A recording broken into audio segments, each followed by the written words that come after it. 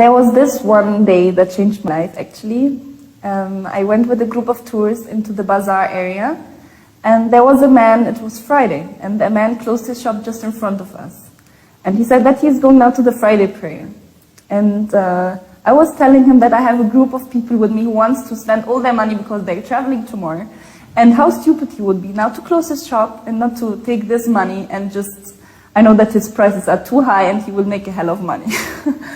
So how come you just close your shop now? He told me, no, I'm a Muslim, it's my duty to pray on Friday.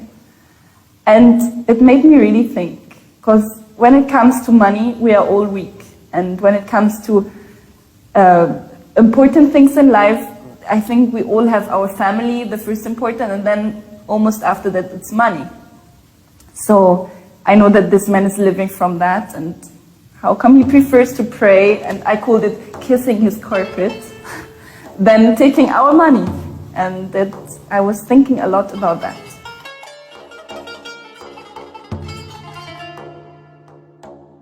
I was just completely lost. Everything I used to believe in was changing. I was really asking basic questions about me, my life, my family, what I want in my life, why I'm here. It was time to actually open the Quran and read the Quran. And I was washing for half an hour before I opened the first time the Quran. I don't know why. I read in the other book about the Prophet's life that you have to wash before you read the Quran. And I kept on washing, and I had a shower. And I washed again my hands. And I was really scared to touch this book because I felt I have to respect the other religion. I don't want to be disrespecting to them. And I just opened it and I started to read in Surah Al-Baqarah. I just finished it to the half and I converted to Islam.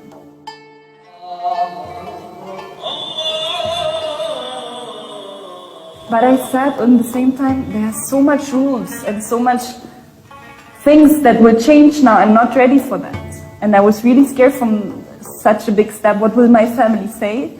How will I work in such place and being a Muslim? How do I change my hobbies? Like I loved my freedom life. I used to depend on myself since I'm 16. I moved out when I was 16 and lived by myself. And there was nobody who had to tell me what to do. I know that I can manage by myself everything. And now all of a sudden I have to admit that there's somebody much higher who knows what's right for me.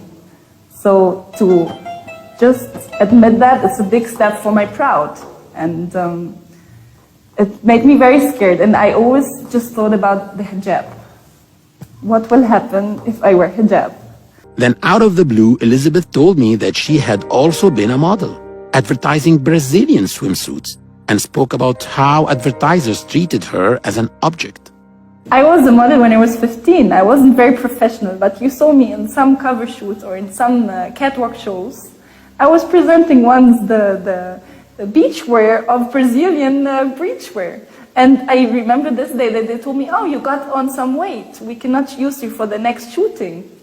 And I just felt ashamed. I felt, what's the right to speak about my body like that? I'm a personality. I'm just not a product. And I feel that even in the commercials and everywhere, they say sex sells. And they use actually this as an instrument just to sell their product. I don't want to be used as an object.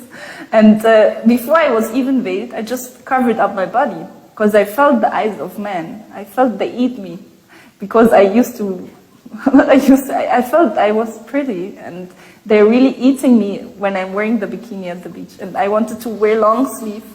And I started to go even in the pool wearing a t-shirt because I really felt ashamed of how they look at me and just feel, wow, oh la la, like, who's that girl? I don't want to be in any eyes of any man, just like, that he's saying something like that and that I'm an object to them. So when it was time to take a next step, I went one week with wearing hijab to work.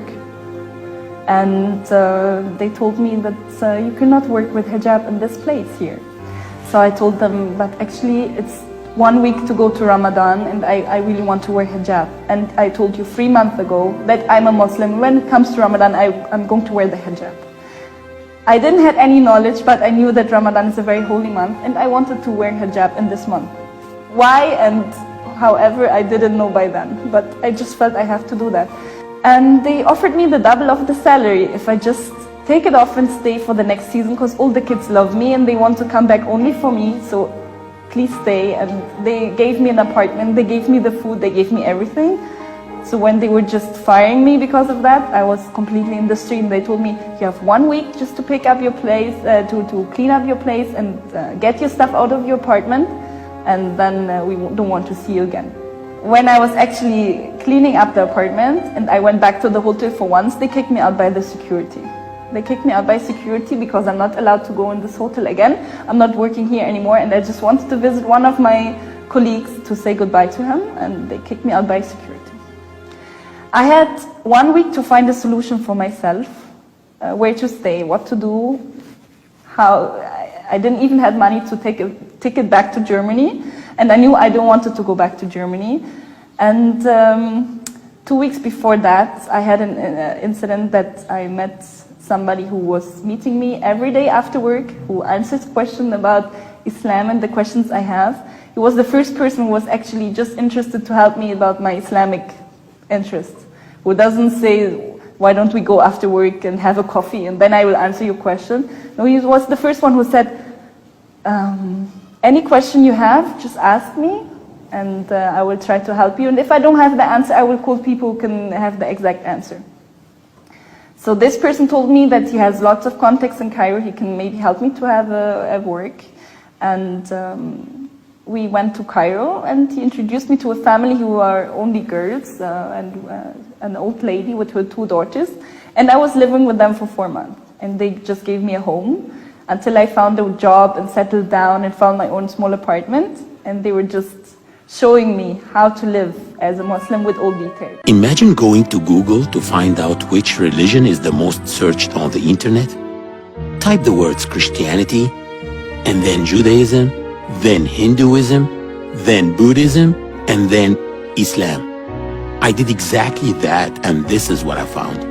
I found that surprisingly, the searches on the word Islam were exactly double the sum of the searches for all other 4 major religions.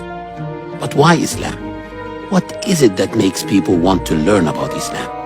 So again, I went to Google Trends and I typed Islam and Jihad, then Islam and violence, then Islam and terrorism, and then Islam and women.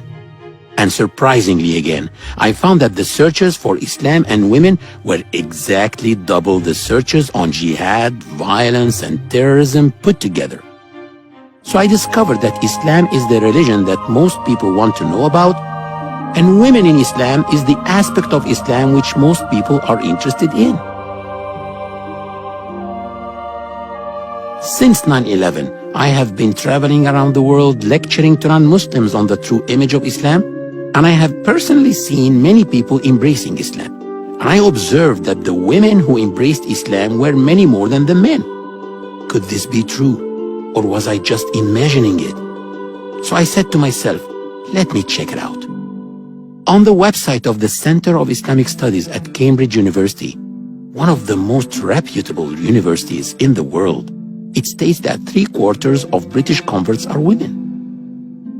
Gothenburg is the 2nd largest city in Sweden. Imam Ahmed al-Mufti is the director of Gothenburg Mosque. He spoke to us about his observation.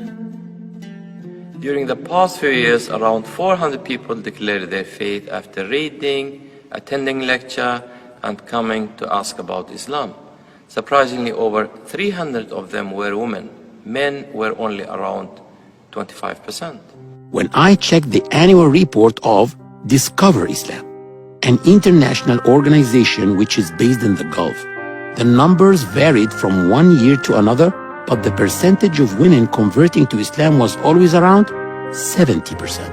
What converts always express about liberty being an aspect that attracted them to Islam seems opposite to what a person may see in some Muslim societies which apply their own old cultures and just flavor them with Islam.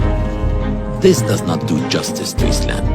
Therefore, if any society or individual oppresses women or discriminates against them, it is against Islam, not because of it.